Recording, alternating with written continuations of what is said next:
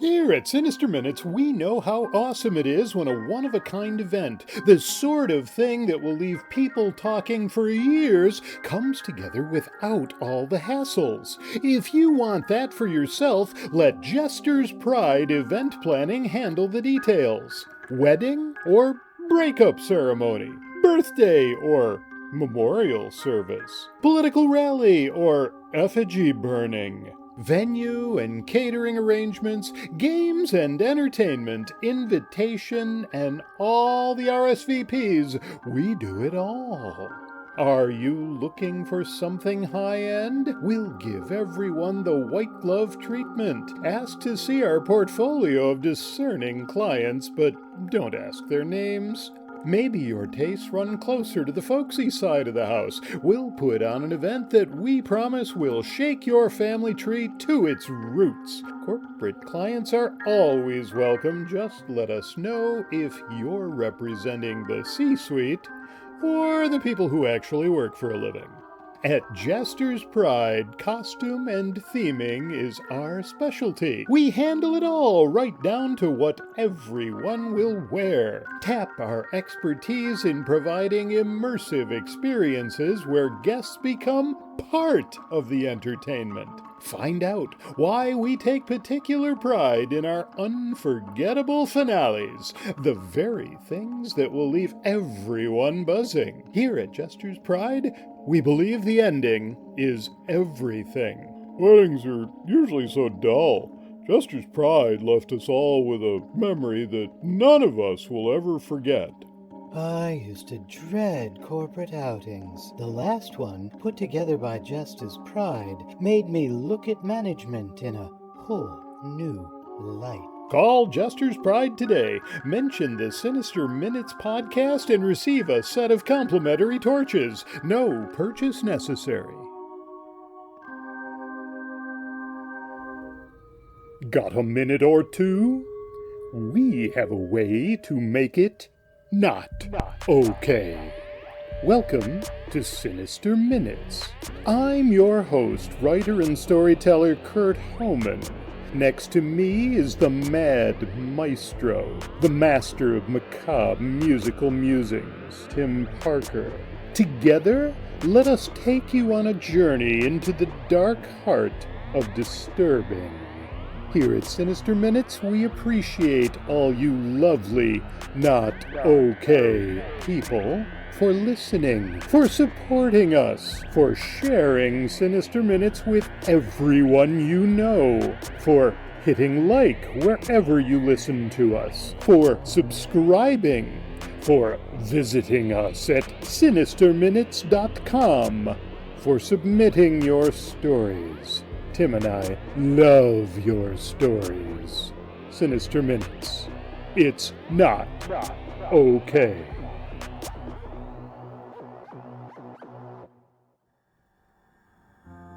Content featured on the Sinister Minutes podcast can get pretty dark, but you know what? We expect our listeners to deal with that. Whatever triggers you, whatever your phobias, we're gonna delve in. What is that crawling up the back of your neck? Don't swat it. Any sudden moves might startle that rattler behind you. Get away, but then the elevator breaks down. Wow, those walls close in fast. Maybe a vacation is in order from all this stress, so fasten your seatbelts. Damn this turbulence. Maybe we'll have to jump from 20,000 feet. Sweating yet? Relax. Out in the open. We just hope you don't suddenly need someplace to hide from the crackling lightning and booming thunder. Great! You made it indoors? Ooh, you didn't touch that doorknob, did you? That thing is crawling. The doc can fix you up. Here she comes. My, what a long needle. That's gonna hurt. Sinister Minutes. Here to make you face all your fears and reassure you that yes, they're all perfectly rational and perfectly not okay.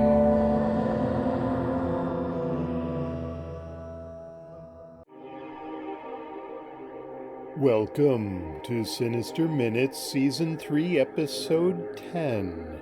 Edgar Allan Poe has long been one of my favorite authors, and I believe today's story was the first piece of his work I read. Is it appropriate reading for a small, impressionable child whose age was still in the single digits? Well, I certainly turned out okay, didn't I? Don't answer that. HopFrog is a delightful tale of a vile, power-mad king given to bouts of debauchery and cruelty, plus his cabinets of sycophants who would never dream of crossing their monarch. Written in 1849, it bears no small resemblance to certain modern people and situations, and perhaps, like us, you can close your eyes and imagine some of those modern people enjoying their own heartwarming endings. After that spectacle, Tim's nibbling at the remains of the smoldering barbecue and considering his choices in life and how they've been reflected in his music as he walks us back indoors to the House of Primal Fear. Tim and I both share a love for the motley, as you may have noticed if you've seen us perform live, or perhaps looked closely at the nature of our logo as Sinister Minutes, or even stood near us for long enough to notice the tinkling of small bells and the sense that everything is not okay.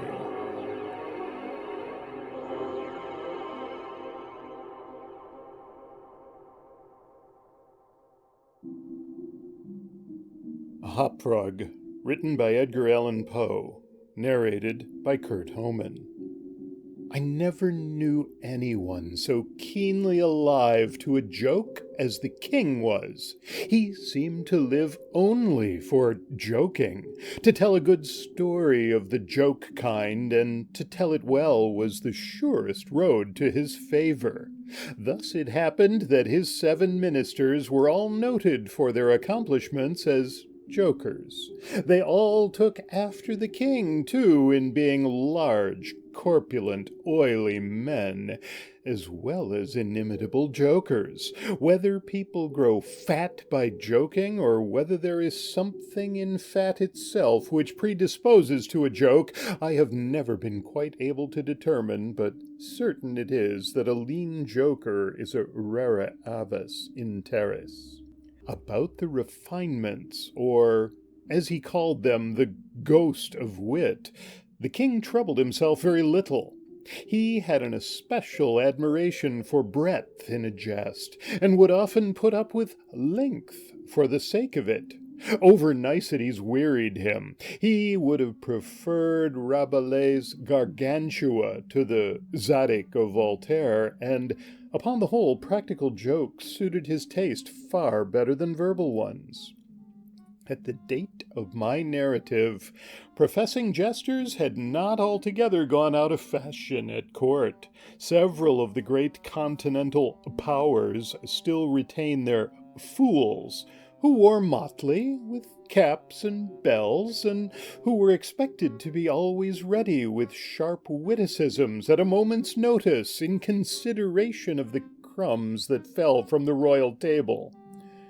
Our king, as a matter of course, retained his fool. The fact is, he required something in the way of folly, if only to counterbalance the heavy wisdom of the 7 wise men who were his ministers, not to mention himself. His fool, or professional jester, was not only a fool, however. His value was trebled in the eyes of the king by the fact of his being also a dwarf and a cripple. Dwarfs were as common at court in those days as fools, and many monarchs would have found it difficult to get through their days. Days are rather longer at court than elsewhere, without both a jester to laugh with and a dwarf to laugh at. But, as I have already observed, your jesters, in 99 cases out of 100, are fat round and unwieldy, so that it was no small source of self-gratulation with our king that, in HopFrog, this was the fool's name, he possessed a triplicate treasure in one person. I believe the name HopFrog was not that given to the dwarf by his sponsors at baptism, but it was conferred upon him by general consent of the several ministers on account of his inability to walk as other men do. In fact, HopFrog could only get along by a sort of interjectional gait, something between a leap and a wriggle, a movement that afforded illimitable amusement and, of course, consolation to the king, for, notwithstanding the protuberance of his stomach and a constitutional swelling of the head, the king, by his whole court, was accounted a capital figure. But although HopFrog, through the distortion of his legs, could move only with great pain and difficulty along a road or floor, the prodigious muscular power which nature seemed to have bestowed upon his arms by way of compensation for deficiency in the lower limbs enabled him to perform many feats of wonderful dexterity, where trees or ropes were in question, or anything else to climb. At such exercises he certainly much more resembled a squirrel or a small monkey than a frog. I am not able to say with precision from what country HopFrog originally came.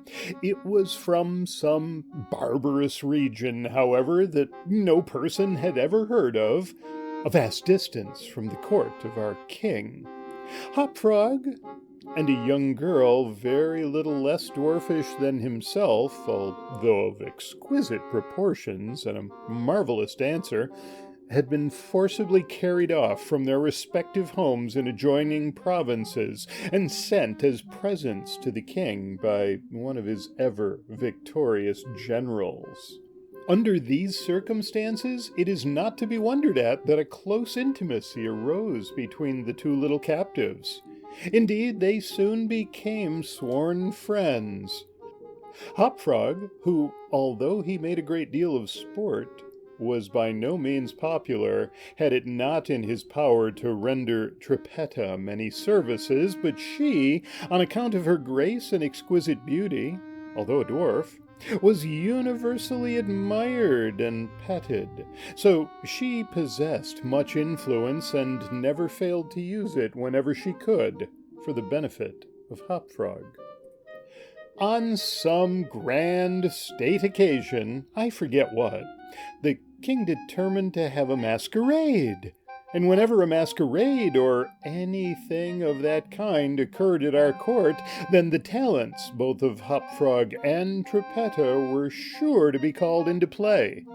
HopFrog in especial was so inventive in the way of getting up pageants, suggesting novel characters, and arranging costumes for masked balls that nothing could be done, it seems, without his assistance. The night appointed for the fete had arrived. A gorgeous hall had been fitted up under Trippetta's eye, with every kind of device which could possibly give eclat to a masquerade. The whole court was in a fever of expectation. As for costumes and characters, it might well be supposed that everybody had come to a decision on such points.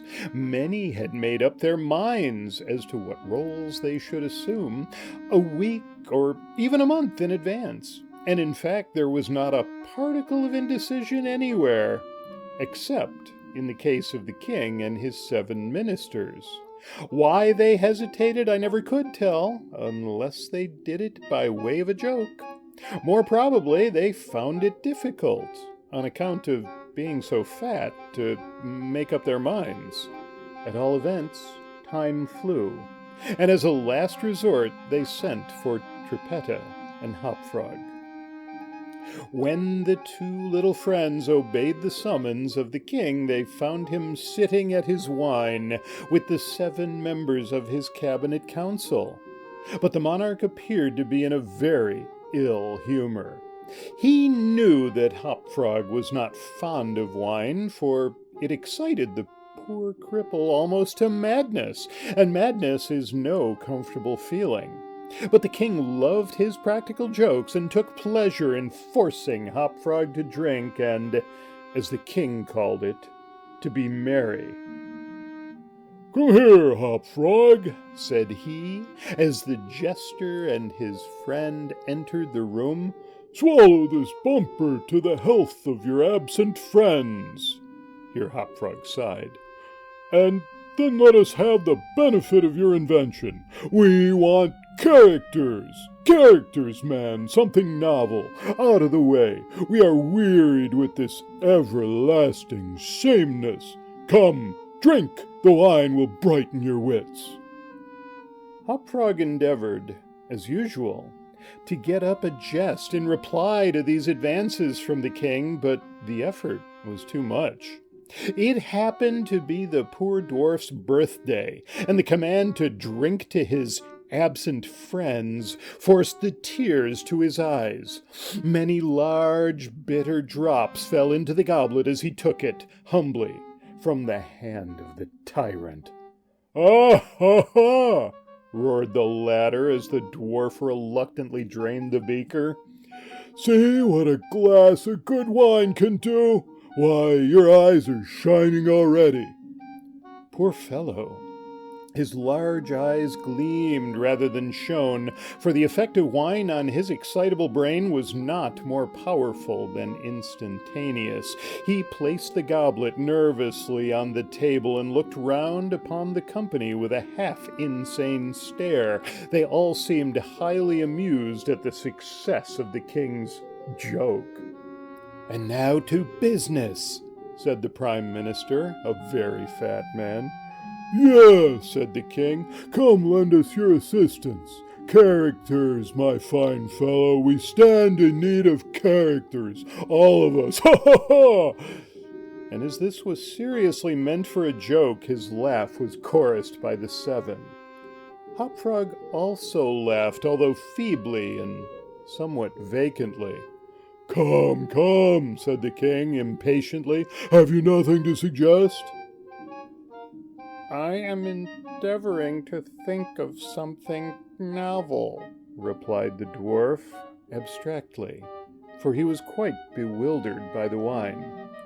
"Endeavoring?" cried the tyrant fiercely. "What do you mean by that?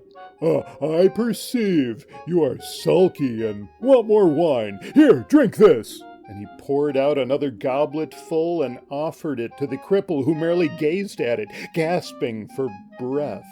"Drink, I say!" shouted the monster, "or by the fiends—" The dwarf hesitated. The king grew purple with rage. The courtiers smirked. Trippetta, pale as a corpse, advanced to the monarch's seat and, falling on her knees before him, implored him to spare her friend. The tyrant regarded her for some moments in evident wonder at her audacity. He seemed quite at a loss what to do or say, how most becomingly to express his indignation. At last, without uttering a syllable, he pushed her violently from him and threw the contents of the brimming goblet in her face. The poor girl got up the best she could and, not daring even to sigh, resumed her position at the foot of the table.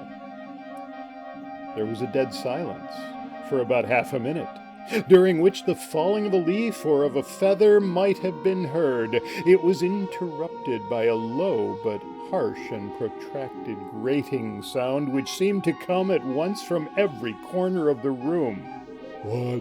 What are you making that noise for?" demanded the king, turning furiously to the dwarf. The latter seemed to have recovered in great measure from his intoxication, and looking fixedly but quietly into the tyrant's face, merely ejaculated, How could it have been me?" "The sound appeared to come from without," observed one of the courtiers. I fancy it was the parrot at the window, wetting his bill upon the cage wires." "True," replied the monarch, as if much relieved by the suggestion. "But on the honor of a knight, I could have sworn that it was the gritting of this vagabond's teeth." Hereupon the dwarf laughed. The king was too confirmed a joker to object to anyone's laughing, and displayed a set of large, powerful, and very repulsive teeth. Moreover, he avowed his perfect willingness to swallow as much wine as desired. The monarch was pacified, and having drained another bumper with no very perceptible ill effect, HopFrog entered at once and with spirit into the plans for the masquerade. "I cannot tell what was the association of idea," observed he, very tranquilly, and as if he had never tasted wine in his life. "But just after your majesty had struck the girl and thrown the wine in her face, just after your majesty had done this, and while the parrot was making that odd noise outside the window, there came into my mind a capital diversion, one of my own country frolics, often enacted among us at our masquerades, but here it will be new altogether. Unfortunately, however, it requires a company of 8 persons, and—" "Here we are!" cried the king, laughing at his astute discovery of the coincidence. "8 to a fraction! I and my 7 ministers. Come, what is the diversion?" "We call it," replied the cripple, "the 8 chained orangutans, and it really is excellent sport if well enacted." "We will enact it," remarked the king, drawing himself up and lowering his eyelids. "The beauty of the game," continued HopFrog, "lies in the fright it occasions among the women." "Capital!" roared the chorus, the monarch and his ministry. "I will equip you as orangutans," proceeded the dwarf. "Leave all that to me. The resemblance shall be so striking that the company of masqueraders will take you for real beasts, and of course they will be as much terrified as astonished." "Oh, this is exquisite!" exclaimed the king. "HopFrog, I will make a man of you." "The chains are for the purpose of increasing the confusion by their jangling. You are supposed to have escaped en masse from your keepers. Your majesty cannot conceive the effect produced at a masquerade by 8 chained orangutans, imagined to be real ones by most of the company, and rushing in with savage cries among the crowd of delicately and gorgeously habited men and women. The contrast is inimitable." "It must be," said the king, and the council rose hurriedly, as it was growing late, to put in execution the scheme of HopFrog. His mode of equipping the party as orangutans was very simple, but effective enough for his purposes.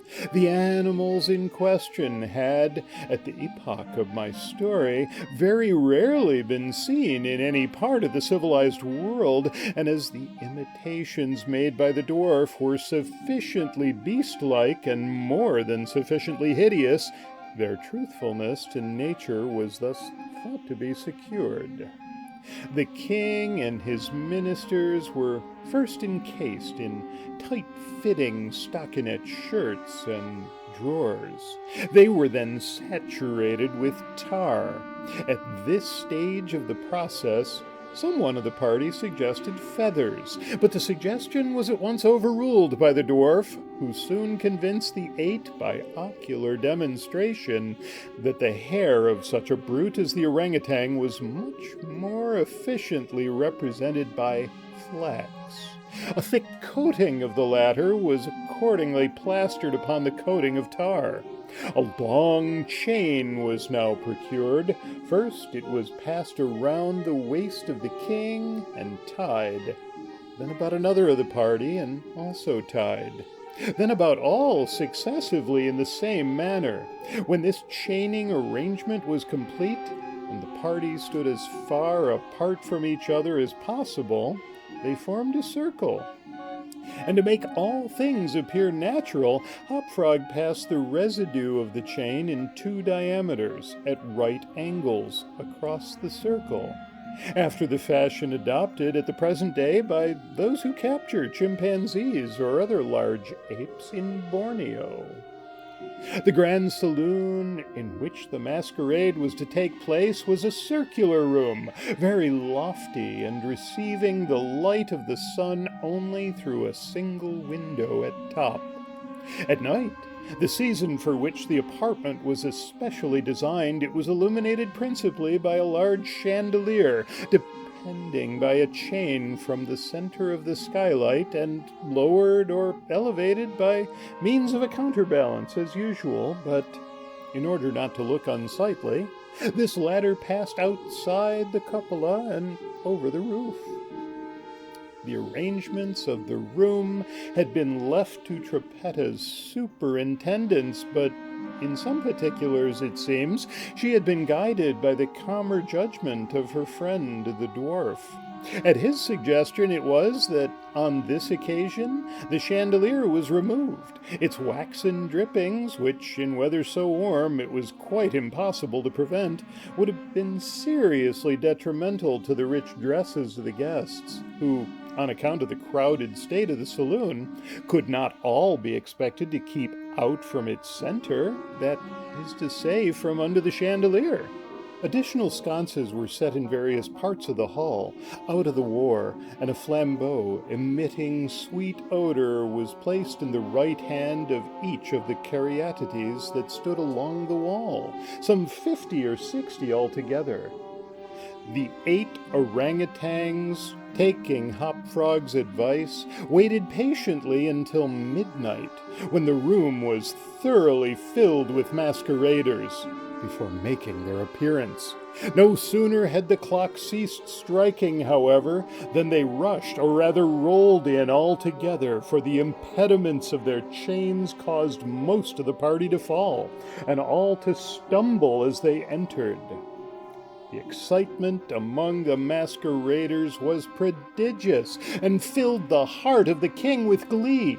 As had been anticipated, there were not a few of the guests who supposed the ferocious-looking creatures to be beasts of some kind in reality, if not precisely orangutans.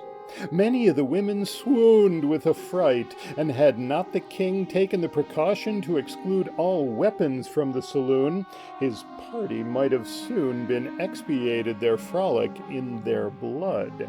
As it was, a general rush was made for the doors, but the king had ordered them to be locked immediately upon his entrance, and at the dwarf's suggestion, the keys had been deposited with him. While the tumult was at its height, and each masquerader attentive only to his own safety, for in fact there was much real danger from the pressure of the excited crowd, the chain by which the chandelier ordinarily hung and which had been drawn up on its removal might have been seen very gradually to descend until its hooked extremity came within 3 feet of the floor. Soon after this, the king and his 7 friends, having reeled about the hall in all directions, found themselves at length in its center, and of course in immediate contact with the chain. While they were thus situated, the dwarf, who had followed noiselessly at their heels, inciting them to keep up the commotion, took hold of their own chain at the intersection of the 2 portions which crossed the circle diametrically and at right angles. Here, with the rapidity of thought, he inserted the hook from which the chandelier had been wont to depend, and in an instant, by some unseen agency, the chandelier chain was drawn so far upward as to take the hook out of reach, and as an inevitable consequence, to drag the orangutans together in close connection and face to face. The masqueraders by this time had recovered in some measure from their alarm, and beginning to regard the whole matter as a well-contrived pleasantry, set up a loud shout of laughter at the predicament of the apes. "Leave them to me!" now screamed HopFrog, his shrill voice making itself easily heard through all the din. "Leave them to me! I fancy I know them! If I can only get a good look at them, I can soon tell who they are!" Here, scrambling over the heads of the crowd, he managed to get to the wall, when, seizing a flambeau from one of the Keratites, he returned and, as he went, to the center of the room, leaping with the agility of a monkey upon the king's head, and thence clambered a few feet up the chain, holding down the torch to examine the group of orangutans, and still screaming, "I shall soon find out who they are!" And now, while the whole assembly, the apes included, were convulsed with laughter, the jester suddenly uttered a shrill whistle, when the chain flew violently up for about 30 feet, dragging with it the dismayed and struggling orangutans, and leaving them suspended in mid-air between the skylight and the floor. HopFrog, clinging to the chain as it rose, still maintained his relative position in respect to the 8 maskers, and still, as if nothing were the matter, continued to thrust his torch down toward them, as though endeavoring to discover who they were. So thoroughly astonished was the whole company at this ascent, that a dead silence of about a minute's duration ensued. It was broken by just such a low, harsh, grating sound as had before attracted the attention of the king and his counselors when the former threw the wine in the face of Trippetta. But on the present occasion, there could be no question as to whence the sound issued. It came from the fang-like teeth of the dwarf, who ground them and gnashed them as he foamed at the mouth and glared with an expression of maniacal rage into the upturned countenances of the king and his 7 companions. "Aha!" said at length the infuriated jester. "Ah! I begin to see who these people are now." Here, pretending to scrutinize the king more closely, he held the flambeau to the flaxen coat which enveloped him, which instantly burst into a sheet of vivid flame. In less than half a minute, the whole 8 orangutans were blazing fiercely, amid the shrieks of the multitude who gazed at them from below, horror-stricken and without the power to render them the slightest assistance. At length, the flames, suddenly increasing in virulence, forced the jester to climb higher up the chain, to be out of their reach, and as he made this movement, the crowd again sank for a brief instant into silence. The dwarf seized his opportunity and once more spoke. "I now see distinctly," he said, "what manner of people these maskers are. They are a great king and his 7 privy councillors, a king who does not scruple to strike a defenseless girl, and his 7 councillors who abet him in the outrage. As for myself, I am simply HopFrog, the jester, and this is my last jest." Owing to the high combustibility of both the flax and the tar to which it adhered, the dwarf had scarcely made an end of his brief speech before the work of vengeance was complete. The 8 corpses swung in their chains, a fetid, blackened, hideous, and indistinguishable mass. The cripple hurled his torch at them, clambered leisurely to the ceiling, and disappeared through the skylight. It is supposed that Trippetta, stationed on the roof of the saloon, had been the accomplice of her friend in his fiery revenge, and that together they effected their escape to their own country, for neither was seen again.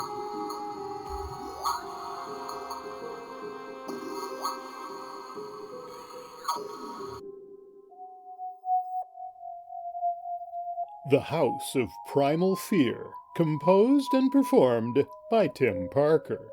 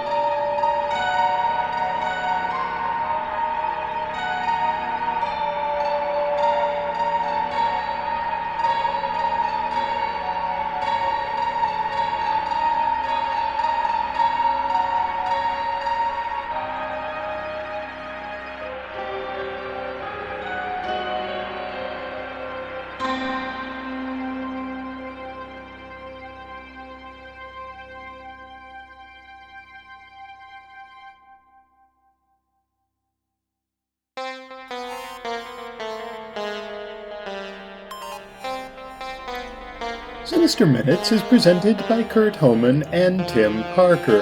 The musical score was composed and performed by Tim Parker. Our production team consists of Kurt Homan and Tim Parker. On behalf of everyone here at the Sinister Minutes podcast, namely Kurt Homan and Tim Parker, we thank you for listening, for joining us as we explore all the ways in which we are not okay. This audio program is copyright by Kurt Homan and Tim Parker under a Creative Commons Attribution, Non-Commercial, No Derivatives license.